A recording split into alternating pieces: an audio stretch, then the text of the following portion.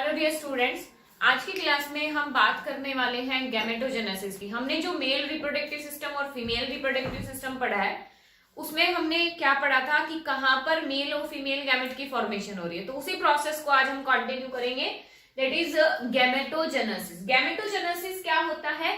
It is the process of formation of gametes.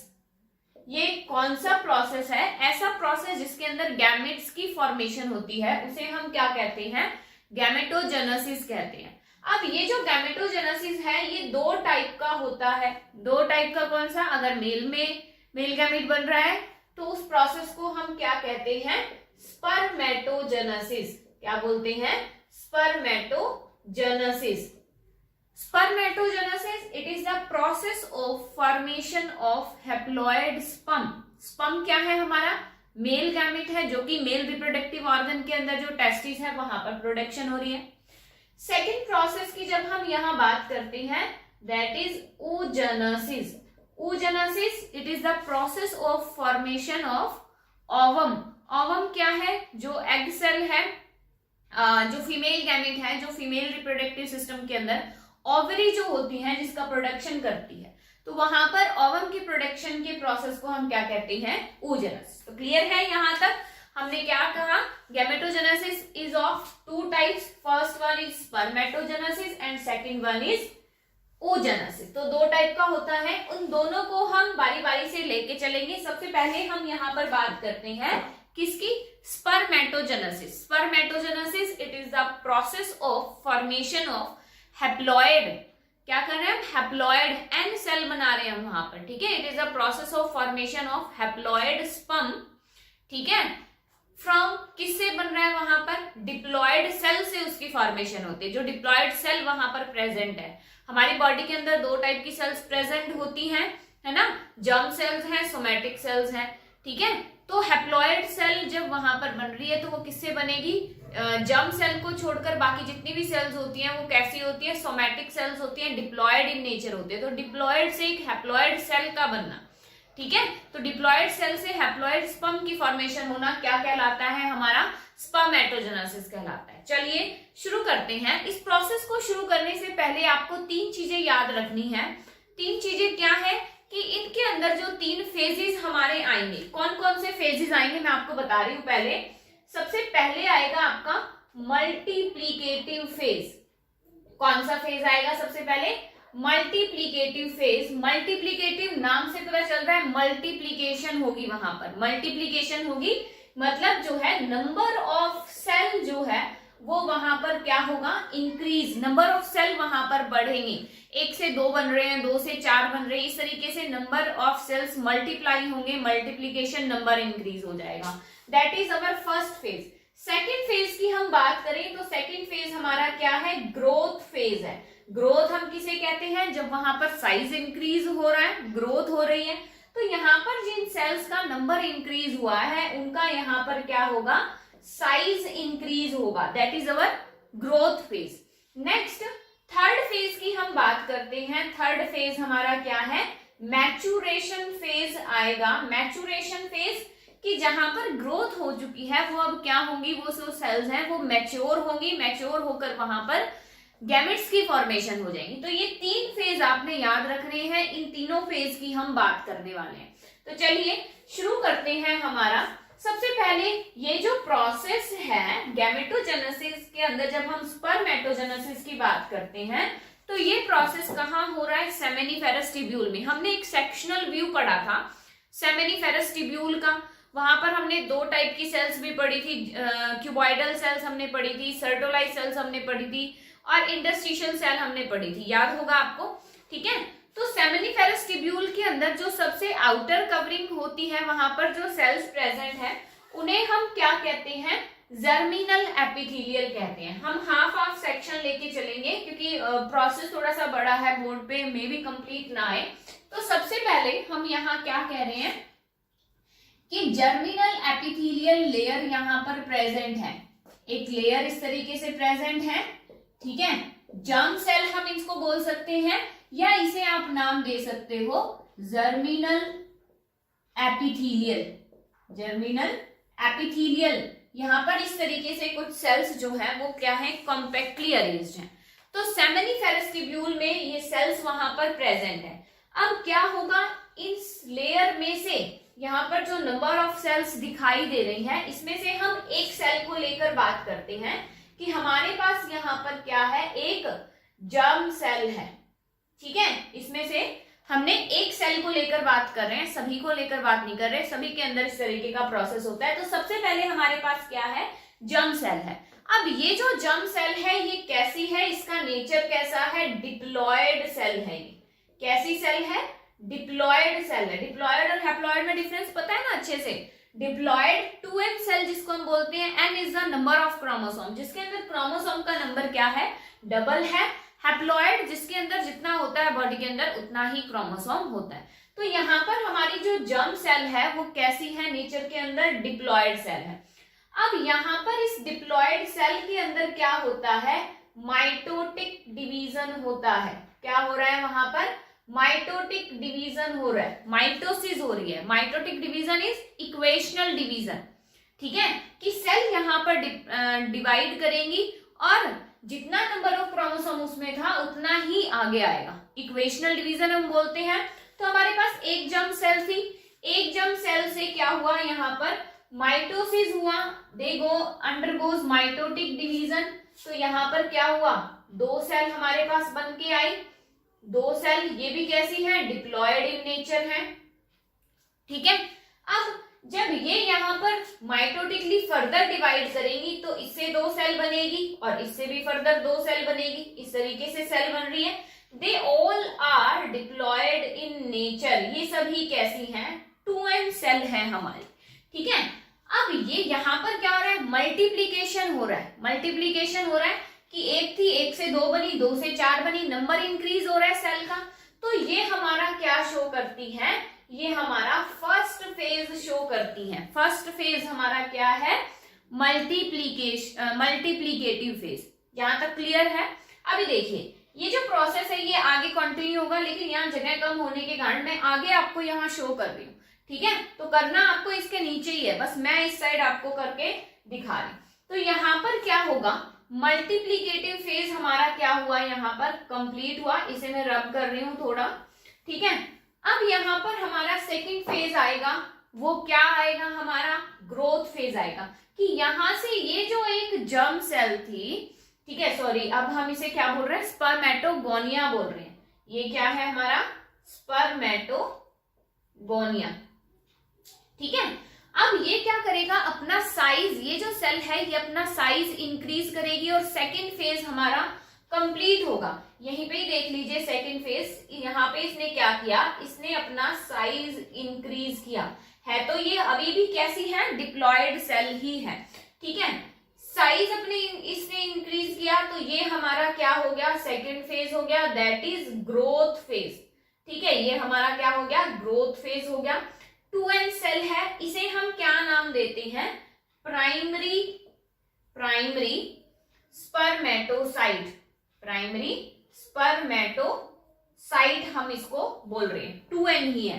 ठीक है, दो फेज हो गए। अब हमारा थर्ड फेज शुरू होगा।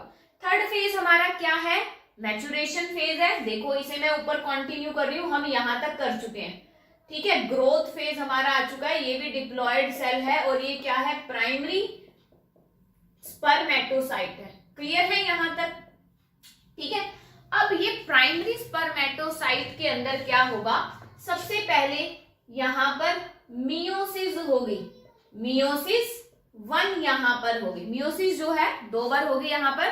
तो सबसे पहले मियोसिस 1 होगी, तो वो क्या होगी, रिडक्शनल डिवीजन। मियोसिस 1 जो है वो हमारा क्या है, रिडक्शनल डिवीजन है। रिडक्शनल डिवीजन का मतलब यहां पर क्या है कि डिप्लॉयड से हैप्लॉयड सेल बनकर आएगी। हैप्लॉयड सेल बनकर आएगी तो नंबर ऑफ क्रोमोसोम क्या हो जाएंगे, हाफ हो जाएंगे। तो यहाँ पर हमारी जो सेल आई वो कैसी थी, एन सेल थी, हैप्लॉयड सेल थी, एन सेल। और इसे हमने क्या नाम दिया, सेकेंडरी स्पर्मेटोसाइट। ये हमारी क्या बनी, सेकेंडरी स्पर्मेटोसाइट। प्राइमरी थी, प्राइमरी से सेकेंडरी स्पर्मेटोसाइट बनी। ठीक है, तो यहाँ पर क्या हो गया हमारे पास, प्राइमरी से सेकेंडरी स्पर्मेटोसाइट यहाँ पर एन सेल बनकर आ गई। अब देखिए, अब इसके बाद क्या होगा, मियोसिस 2 होगी। मियोसिस 1 क्या थी, रिडक्शनल डिवीजन थी। अब यहाँ पर जो मियोसिस 2 होगी वो क्या होगी, इक्वेशनल होगी। कैसी होगी वो, इक्वेशनल डिवीजन होगा। इक्वेशनल का मतलब क्या है कि यहां से इक्वली नंबर ऑफ क्रोमोसोम क्या होंगे, पास आउट होंगे। तो यहां से जब बनकर आएगा यहाँ पर, तो यहाँ जो दो क्या बनेंगे, यहाँ पर इस तरीके से एन सेल बनेगी, डिवाइड हुआ यहाँ पर। ये क्या है, इसका मैचुरेशन फेज है। सेकेंडरी स्पर्मेटोसाइट के बाद यहाँ ये जो फॉर्मेशन होगी ये किसकी होगी, स्पर्मेटिड्स की होगी। तो यहाँ पर 4 स्पर्मेटिड्स बने। अब स्पर्मेटिड से ये क्या बनेंगे, स्पर्मेटोजोआ, या हम कहें एक मैच्योर स्पर्म के अंदर डेवलप होंगे। तो यहाँ पर क्या होंगे, मैच्योर स्पर्म यहाँ पर बनेंगे। तो 4 मैच्योर स्पर्म, 4 हैप्लॉइड स्पर्मेटोजोआ या स्पर्म आप इसको बोल सकते हो, इसकी फॉर्मेशन यहाँ पर होती है। तो this is all about your process of spermatogenesis. दोबारा से देखते हैं। सबसे पहले जर्मिनल एपिथेलियल कहाँ हो रहा है ये प्रोसेस, हमारे सेमिनिफेरस ट्यूब्यूल में। जर्मिनल एपिथेलियम में से एक जर्म सेल आती है, उसमें माइटोटिक डिवीजन होता है, माइटोसिस होती है, इक्वेशनल डिवीजन है, नंबर इंक्रीज हो रहा है, मल्टीप्लीकेटिव फेज है। तो यहाँ पर 2 बनी, 2 से 4 सेल यहाँ पर बनी, मल्टीप्लीकेटिव फेज कंप्लीट हुआ। इसमें से इसने क्या किया, अपना साइज इंक्रीज किया, ग्रोथ फेज आया।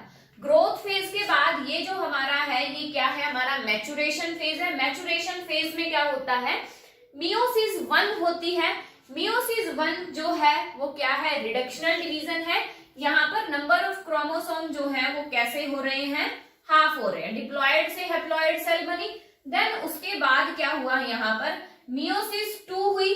मियोसिस 2 होने पर सेकेंडरी स्पर्मेटोसाइट से क्या बने, स्पर्मेटिड्स बने। स्पर्मेटिड से 4 हैप्लॉयड स्पर्मेटोजोआ बने। ठीक है, तो इस तरीके से 4 हैप्लॉयड स्पर्म की यहाँ पर फॉर्मेशन होती है। इस प्रोसेस को हम यहाँ पर क्या बोलते हैं, स्पर्मियोजेनेसिस। स्पर्मेटिड से स्पर्मेटोजोआ में कन्वर्ट होना, उस प्रोसेस को हम क्या बोलते हैं, स्पर्मियोजेनेसिस। देखिए हमारे पास 3 डेफिनेशन आती है, आपको कंफ्यूज नहीं होना है। तीनों ही डेफिनेशन एग्जाम में पूछी जाती है। उनमें से एक सबसे पहली डेफिनेशन है किसकी, स्पर्मेटोजेनेसिस।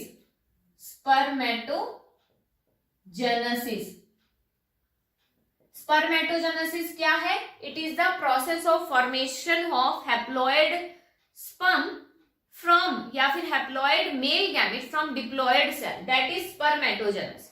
उसके बाद हमारे पास आया स्पर्मियोजेनेसिस। स्पर्मियोजेनेसिस हमारे पास क्या होता है, it is the process of formation of matured spermatozoa from spermatids. ये क्या हुआ, स्पर्मियोजेनेसिस, ये वाला जो प्रोसेस है। ठीक है, ये क्या हुआ, स्पर्मियोजेनेसिस। थर्ड जो हमारे पास आता है दैट इज स्पर्मिएशन।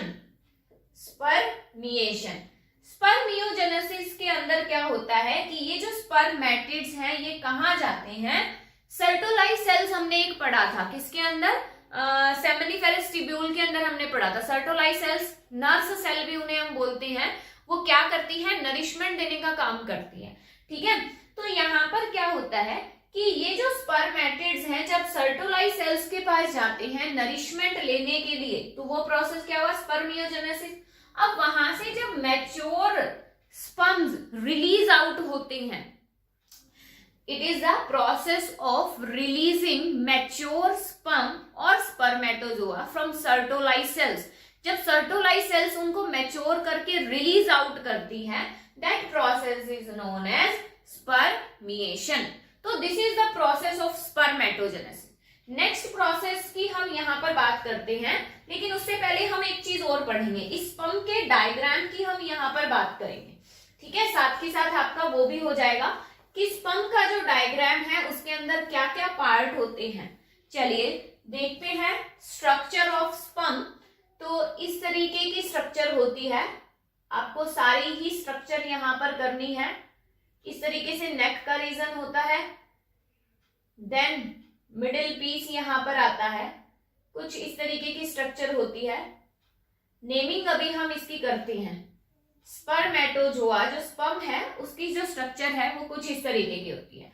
ठीक है, देखो इसके अंदर क्या क्या रीजन होते हैं। सबसे पहले ये है हमारा हेड का रीजन, इसके बाद ये जो छोटा रीजन हमें दिखाई दे रहा है दिस इज नेक पोर्शन, ये वाला जो रीजन है ये मिडिल पोर्शन है या मिडिल बॉडी हम इसको बोल सकते हैं, और ये जो रीजन है ये है टेल का रीजन है। देखो अब क्या क्या होता है, हेड के रीजन में एक सेंटर में न्यूक्लियस यहां पर प्रेजेंट होता है, न्यूक्लियस हैप्लॉइड न्यूक्लियस यहां पर प्रेजेंट है।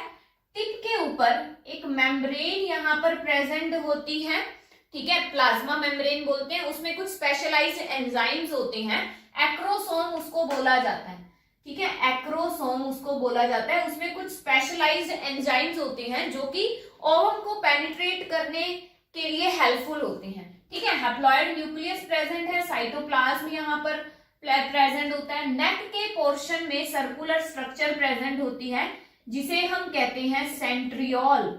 मिडिल बॉडी के अंदर इस तरीके से माइटोकॉन्ड्रिया की शीट यहाँ पर प्रेजेंट होती है, माइटोकॉन्ड्रिया प्रेजेंट होता है, and mitochondria is known as energy currency of the cell. तो इसे battery house of the sperm भी बोला जाता है कि ये उसे एनर्जी दे रहा है। जब वो यूट्रस के अंदर जाता है तो उसको स्विम करने में हेल्प करता है, तो उसको क्या कर रहा है, एनर्जी दे रहा है, तो यहाँ पर बैटरी हाउस भी इसको बोला जाता है। और ये टेल वाला जो पोर्शन है ये उसको स्विमिंग में क्या करता है, हेल्प करता है। तो this is the structure of sperm.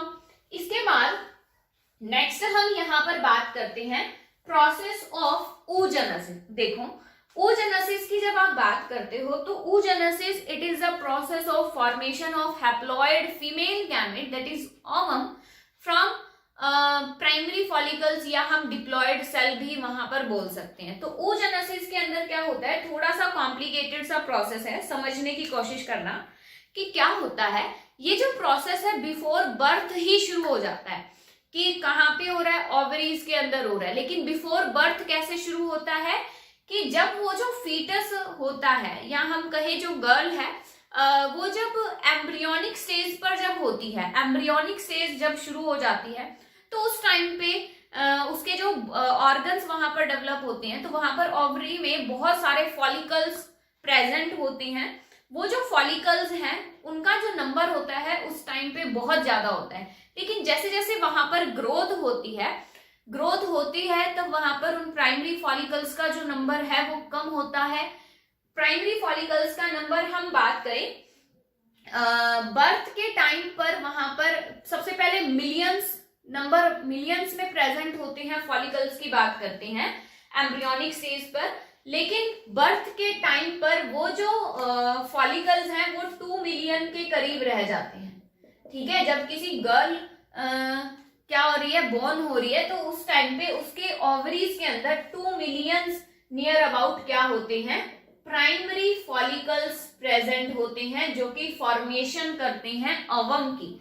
ठीक है, ये है बर्थ के टाइम पे जब उसका बर्थ हो रहा है। धीरे धीरे जब वो मेच्योरिटी स्टेज पर आती है, ठीक है, मेच्योरिटी स्टेज पर आती है, या हम कहें प्यूबर्टी जब आती है, प्यूबर्टी के टाइम पर वो कितने रह जाते हैं, 60 to 80,000 प्राइमरी फॉलिकल्स वहां पर बाकी रह जाते हैं, इतने हो जाते हैं। और प्यूबर्टी पर ही क्या हो रहा है, वहां पर ओवम की फॉर्मेशन शुरू हो जाती है। तो प्यूबर्टी के टाइम तक वो धीरे धीरे नंबर ऑफ प्राइमरी फॉलिकल्स क्या होते जाते हैं, कम होते जाते हैं, जो कि ओवम की फॉर्मेशन करने में हेल्प करते हैं। चलिए, तो उन्हीं प्राइमरी फॉलिकल से जब हम शुरुआत करते हैं तो प्यूबर्टी के टाइम पर उन प्राइमरी फॉलिकल्स का जो नंबर है वो कितना है, यहाँ पर 60 to 80,000 है, 60,000 से कुछ 80,000 के बीच में होता है। ठीक है, तो यहाँ पर क्या हुआ, हमारे पास एक मदर सेल है, ठीक है, मदर सेल है या प्राइमरी फॉलिकल आप उसको बोल रहे हो। अब यहाँ पर क्या होता है, ये माइटोटिकली सेम फेजेस हमने वही पढ़ने हैं, मल्टीप्लिकेटिव, ग्रोथ एंड मैचुरेशन। ठीक है, सबसे पहले माइटोसिस होगी, मियोसिस 1 होगी, मियोसिस 2 होगी, सारी चीजें वही हैं, बस थोड़ा सा नेम चेंज है यहाँ पर। ठीक है, तो सबसे पहले यहाँ पर क्या आ रहा है, मल्टीप्लीकेटिव फेज आ रहा है, नंबर इंक्रीज हो रहा है, नंबर इंक्रीज होगा तो यहाँ पर क्या होगा, कैसे होगा, माइटोसिस होगी या माइटोटिक डिवीजन होगी। ठीक है, माइटोटिक डिवीजन होगी तो यहाँ पर हमारे पास क्या आ जाएगा, एक oogonia। वहां हम क्या बोल रहे थे, स्पर्मेटोगोनिया बोल रहे थे, इसे हम क्या बोल रहे हैं, सॉरी oogonia हम इसको बोल रहे हैं। ये भी क्या है हमारे पास, डिप्लॉयड है। ठीक है, ये भी क्या है, डिप्लॉयड है, oogonia हम इसको बोल रहे हैं, या प्राइमरी फॉलिकल्स भी आप बोल सकते हो। ये कैसी है, डिप्लॉयड है। तो सबसे पहले नंबर इंक्रीज हुआ, नंबर इंक्रीज होने के बाद इसने क्या किया, अपना साइज इंक्रीज किया। ये यहाँ पर क्या आ गया, हमारा ग्रोथ फेज आ गया। ठीक है, ग्रोथ फेज आ गया, साइज इसने इंक्रीज कर लिया है। इसे आप प्राइमरी oocyte बोल सकते हो। वहां हमने प्राइमरी स्पर्मेटोसाइट बोला था, यहाँ पर आप इसे प्राइमरी oocyte बोल सकते हो। ग्रोथ फेज हो गया। चलिए, ग्रोथ फेज के बाद यहाँ पर क्या होगा, मैचुरेशन फेज होगा। मैचुरेशन फेज कैसे होगा कि सबसे पहले क्या होगा, यहाँ पर मियोसिस 1 होगी। तो यहां मैं शो कर रही हूं इसे, ये हमारा ग्रोथ फेज का है। तो सबसे पहले जब यहाँ पर मियोसिस 1 होगी तो ये कैसी होगी, सॉरी रिडक्शनल डिवीजन होगी। रिडक्शनल डिवीजन होगा, यहाँ पे रिडक्शनल डिवीजन होगा। तो ये क्या था, 2n, अब क्या बनेगी, हमारी हैप्लॉइड सेल बनेगी। जब यहाँ पर मियोसिस 1 होती है तो यहाँ पर 2 हैप्लॉइड सेल बननी चाहिए, 1 से 2 बनती है, बट यहाँ पर कुछ चेंज होता है और यहाँ क्या होता है, एक तो यहाँ पर हैप्लॉइड सेल बनकर आती है, एक यहाँ पर फॉर्मेशन होती है किसकी, बार बॉडी हम इसको बोलते हैं।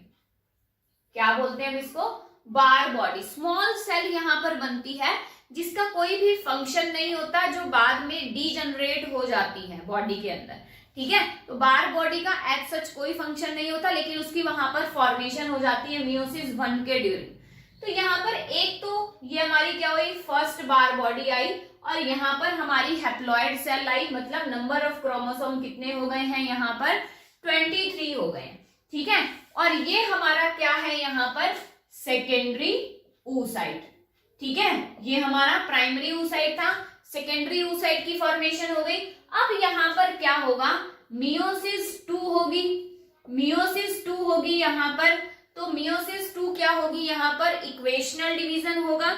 इक्वेशनल डिवीजन जब यहाँ पर होगा तो फिर से वही केस आएगा, यहाँ पर एक तो हमारी हैप्लॉइड सेल आएगी, ठीक है, और एक यहाँ पर क्या होगा, सेकेंड बार बॉडी बनकर आएगी, सेकेंड बार बॉडी की फॉर्मेशन।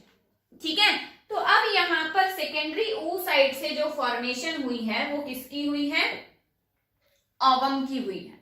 ठीक है, तो इस तरीके से ओवम यहाँ पर बन रहा है, एग सेल हमारी यहाँ पर बन रही है, तो ये oogenesis का प्रोसेस हमारा कंप्लीट होता है। ठीक है, दोबारा से रिपीट करते हैं। सबसे पहले प्राइमरी फॉलिकल्स, डेवलपिंग फॉलिकल्स से बिफोर बर्थ शुरू हो जाता है ये प्रोसेस बनने का। तो eight the time of puberty जो फॉलिकल्स हैं उनका नंबर 60 से 80 हजार के बीच में होता है। वहां से क्या होता है, सबसे पहले मल्टीप्लीकेटिव फेज होता है, वो अपना नंबर इंक्रीज करता है। नंबर इंक्रीज करने के बाद वहां पर ग्रोथ फेज आता है कि उसका साइज इंक्रीज हुआ प्राइमरी oocyte का, देन मियोसिस 1 और मियोसिस 2, अब ओवम की फॉर्मेशन यहाँ पर हो गई है। एक चीज आपने याद रखनी है, यहाँ पे ये जो हम ओवम का नेम ले रहे हैं ये एक्चुअल में ओवम अभी बना नहीं है। क्यों नहीं बना है, क्योंकि यहाँ पर इसके पास अपना न्यूक्लियस नहीं होता। अभी हम इसको क्या बोलते हैं, सेकेंडरी oocyte की स्टेज पर ही हम रखते हैं। ठीक है, इसे क्या बोला जाता है, सेकेंडरी oocyte बोला जाता है। ये ओवम, मैच्योर ओवम कब बनता है, at the time of fertilization बनता है। जब स्पर्म इसको फर्टिलाइज करेगा, पेनिट्रेट करेगा और अपना न्यूक्लियस जब इसे देता है, तब ये कंप्लीट ओवम बनता है। तो ये चीज आपने अपने माइंड में रखनी है। अभी ये क्या है, सेकेंडरी oocyte है, ये मैच्योर ओवम अभी डेवलप नहीं हुआ है। ठीक है, ये मैंने सिर्फ आपको समझाने के लिए यहाँ पे इसको ओवम लिखा है, लेकिन अभी ये कौन सी स्टेज पर है, सेकेंडरी oocyte की स्टेज पे है। ठीक है, तो इस तरीके से प्रोसेस होता है किसका, oogenesis का। अब इसी के साथ ही हम एक चीज और पढ़ेंगे, हम बात करेंगे स्ट्रक्चर ऑफ ओवम की। जैसे स्पर्म के स्ट्रक्चर की बात की वैसे ही ओवम के स्ट्रक्चर की बात करते हैं। तो ओवम के स्ट्रक्चर की जब हम बात करें तो कुछ इस तरीके की स्ट्रक्चर वहां पर होती है। सबसे पहले इनर साइड क्या होता है, सबसे इनर मेम्ब्रेन यहाँ पर प्रेजेंट होती है। ये वाली जो मेम्ब्रेन है सबसे इनर मेम्ब्रेन है, 3 मेम्ब्रेन यहाँ पर प्रेजेंट होती है। इसके बाद हमारी सेकंड मेम्ब्रेन यहाँ पर बनती है। सेकंड मेम्ब्रेन के बाद यहाँ पर इस तरीके से एक आउटर मेम्ब्रेन और प्रेजेंट होती है इस तरीके से, ठीक है। ये क्या होते हैं, यहाँ पर फॉलिकल्स यहाँ पर इस तरीके से प्रेजेंट होते हैं। सबसे आउटर मेम्ब्रेन ये कहलाती है। एक हिस्सा मैं आपको यहाँ पर बना के दिखाती हूँ, चारों तरफ उसी तरीके की मेम्ब्रेन यहाँ पर आएगी। तो इस तरीके की क्या होती है, स्ट्रक्चर होती है ओवम की। इस तरीके की स्ट्रक्चर होती है बेटा, ठीक है। देखिए नेमिंग देखते हैं इसकी। सबसे पहले हम बात करते हैं सबसे इनर मेम्ब्रेन की। ये जो मेम्ब्रेन है इसे हम बोलते हैं प्लाज्मा मेम्ब्रेन, ठीक है। सबसे इनर मोस्ट जो मेम्ब्रेन होती है उसे हम क्या कहते हैं, प्लाज्मा मेम्ब्रेन। एक नाम और भी है इसका, उसे हम क्या बोल सकते हैं, विटेलाइन मेम्ब्रेन। क्या बोलते हैं, विटेलाइन मेम्ब्रेन हम इसे बोलते हैं। सबसे इनर मोस्ट हो गई। चलिए इसके बाद ये सेंटर में एग कॉर्टेक्स यहाँ पर प्रेजेंट है, कम होता है, ठीक है। यॉक अमाउंट ओवम के अंदर क्या होता है, कम होता है। तो एग कॉर्टेक्स यहाँ पर प्रेजेंट है। सेकंड हम यहाँ पर बात करते हैं, ये वाली जो लेयर है यहाँ पर सेकंड मेम्ब्रेन जो होती है उसे हम नाम देते हैं जोना पेलुसिडा, ठीक है, जोना पेलुसिडा। एंड आउटर जो ये जो मेम्ब्रेन देख रहे हो आप, फॉलिकल्स यहाँ पर देख रहे हो, ये सबसे आउटर लेयर होती है जिसे हम क्या बोलते हैं, कोरोना रेडिएटा। ये अभी जो चल रहा है वो कोरोना नहीं है, कभी वो समझ लो, कोरोना इसका नेम है, कोरोना रेडिएटा, ठीक है। तो ये 3 लेयर ओवम के अंदर प्रेजेंट होती है, प्लाज्मा मेम्ब्रेन या vitelline membrane, zona pellucida and corona radiata. तो इस तरीके से स्ट्रक्चर है ओवम की। तो आपको ये स्ट्रक्चर बनानी है, इसकी प्रैक्टिस करनी है। स्पर्मेटोजेनेसिस, oogenesis पढ़ना है। नहीं समझ आता, कोई क्वेरी है तो आप अपने डाउट सेक्शन में ले सकते हो। तब तक के लिए thank you, have a nice day बेटा।